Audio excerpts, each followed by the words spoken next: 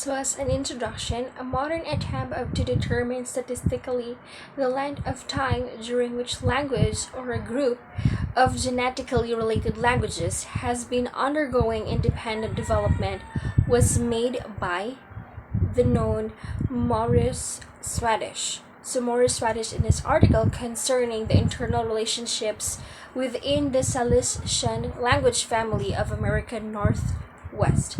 So, this is the method which Swedish and others subsequently elaborated involves the lexicostatistics and the glottochronology. So, what is lexicostatistics and glottochronology? So we have here lexicostatistics. So it is a method of establishing linguistic relationship on the basis of quantitative study of lexical items or words. While glottochronology, it is a method of determining the time depth in a linguistic relationship. So we combine the use of these two methods and is under the term of glottochronology. When first introduced, glottochronological analysis is yielded relative dates not unlike those archaeologists obtained from the stratigraphic period. The method was later revised using the carbon 14 date ancient organic material recovered from archaeological sites. So we have here glottochronological dating. So what is glottochronological dating? It is based on the assumptions that in all languages there are certain words that tend up to be replaced at a constant rate over a long period of time. And we know that these are the basic core vocabulary consists of words that designates things, qualities, and activities to be named in all languages in all world. Among these words are the following. So we have body parts, the natural objects and phenomena, plants and plants parts, animals, colors, numerals, bodily sensations and activities, and words belonging to several other semantic domains, among them positions and movements, persons and common qualities. On the basis test with 200 word list from languages whose history is known, the rate of replacement or loss of the basic core vocabulary appears to average 20% per 1,000 years, amounting to a word retention rate of just over 80%, and the comparable rates are 14 and 86%. I will show you later on the table, which consists the 100 word core vocabulary. So, according to the proponents of glottochronology, the length of time required for two languages to diverge from a single language can be calculated by using these formula. So, T is equal to log C slash 2 log R. Okay. So here is the explanation of the formula. So T is the time depth in millennia. C is the percentage of cognates or similar or related words to each other. And R is the constant that is the percentage of cognates assumed to remain after 1,000 years of divergence. So in applying the method, one first translates the basic core vocabulary into the colloquial equivalents of two related languages and then determines which pairs are cognate by virtue of similarity. Have here an example. So in English words, we have blood, cloud, hair, sand, tree, and black. While in German, they usually say it as blood as Blut, cloud as Wolke, hair as Haar, sand as Zand, tree as Baum, and black as Schwarz. And yes, in the six pairs, only three would be considered as cognate or similar, which is blood, hair, and sand, and their German equivalents as well. So, other pairs of words are cognate but may not be recognized as such for these examples. We have the English word of toe and the German cognate with Zehe, beam, and the German is Baum or tree, and In English word we have sword, or to German it's swords or black. So right now we have here the example of the table of 100 word core vocabulary, and as you can see in the table there are different types of vocabulary words.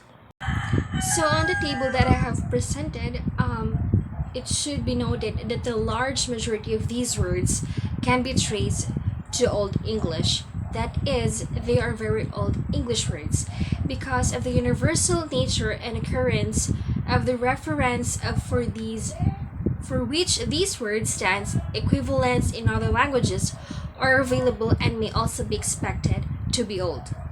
So the development of glottochronology on its basic assumption has been controversial, and according to Dwight Bollinger, so he stated that we cannot be sure that the social and historical forces of change have been stronger in one epoch than in other, or that many items of supposedly basic vocabulary have not actually been borrowed rather than inherited. And he also referred to a study by Labov, which he stated also that a survey of the speech of the year-round inhabitants of Martha's Vineyard found that their desire to be different from the detested mainlanders is leading them to speed up certain changes in the pronunciation of their vowels. So social pressures creates variable rates of change in phonetics as well as in vocabulary. Okay, to eliminate the objection and the acceptance of absolute time references is untenable, the suggestion was made to adopt a relative unit of time depth that would be less misleading, and this unit is referred to as deep, or for degree lexical relationship. So in arriving the deep, the absolute time depth in millennia is multiplied by 14. Accordingly, to related languages in its way for 2,000 years would be separated by 28 deeps. So glottochronology may provide some preliminary estimates of their closeness, but linguistic anthropologists have evidence for archaeology, comparative ethnology, and linguistic reconstruction using the comparative method before they accept the glottochronological results as valid. Next up, we're going to discuss time perspective in culture. How linguistic data can aid the reconstruction of cultural history was discussed in length and exemplified in one of the early works of Edward Sapir. So who is Edward Sapir? So Edward Sapir is a brilliant American linguist and anthropologist, the greatest specialist on Native American languages until in World War II. So his monograph was Time Perspective in Aboriginal American Culture, a study in method 1916. So was his longest monograph in ethnology, and its testimony to his methodological prowess. So the relative age of a culture element can be determined with some reliability from the form of the native or not borrowed words that refers to the elements such as simple and not analyzable words such as bow, plow, spear, and wheel. That the words can be broke down into smaller constituent parts. For example, we have the airplane, which is air and plane. The battleship, that is two words already, it's battle and ship, railroad, and spaceship. So, irregular grammatical forms also indicate the great age of those words with which they are associated and which they refer with the following. The plural of geese, kine or archaic plural of cow, the lice, oxen, and sheep. On the other hand, we have also elephants, lions, parrots, and tigers. So we have here loanwords. What is loanwords? Loanwords, which usually designate elements of foreign cultures, can frequently be identified by their different phonetic structure, or we would say now as phonemic. So although Z and J occurs in old words of the native English vocabulary in medial or final position, such as the word frozen, we have rise, bridges, and ridges, where two sounds are found in loanwords. And we also have here examples like zeal from late Latin or just from Middle French. So as PS or in apps and labs, both from Latin, and rhapsody from Greek via Latin. So the word, the letter or the two letters that is PS in lips, slips, ships, and other words is not comparable because they have the letter S, which represents morpheme, and the plural, the third person singular, or the possessive, respectively. So, and for societies with a long tradition of writing, inferential linguistic evidence may add little, if anything, to what is already known about their cultural history. So this is not the case, however, with non-literate societies. So as overall, the more differentiated these dozen languages are, the longer the period of time was one must allow their development unrelated neighboring languages to an extent that they could scarcely be due to chance, and some extensive period of culture contact between the respective societies are indicative. In the remarks of his monogram, according to Sapir, although direct evidence is much to be preferred to inferential evidence, in the study of culture history and the establishment of culture sequences, anthropologists frequently face situations where direct evidence is either insufficient or completely lacking, where in such cases, inferential evidence, linguistic in particular, becomes valuable. Yes, so now we're down to the summary and conclusion of all the topics in Chapter 8. So, living languages changes slowly but constantly.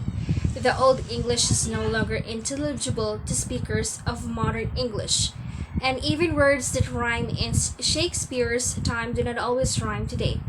Reconstructible words having to do with the natural environment of a prehistoric society facilitate determining the location of its ancestral homeland. The reconstruction of proto-words may also throw light on features of prehistoric culture not discoverable by other means. So it also features on a basis of linguistic data that is not always a standard procedure. Yes, but when the archaeological record is insufficient or lacking, it may be the only means of probing the prehistoric past. And the second is when language are classified genetically, those that are related by virtue of a common origin are assigned to one language family, and the origin concept of a language family was conservative, that requires the relationship among the member language of a family to be close and well documented. So such languages are said to constitute a phylum or even a superphylum or macrophylum. The several hundred languages families of the New World are said to be reducible to only 3 superphyla. And lastly, we have your linguistic typology. So it is based on examining similarities among languages, other hand those due to common origin. So scholars engage in finding common features or attributes in cross-linguistics. Diversity have taken various as they attempt to assign to a relatively few basic types the main language of the world. So that would be all. Thank you so much for listening, and I hope you enjoyed and learned something from my video. So that is all the summary and topics of our chapter, which is chapter 8.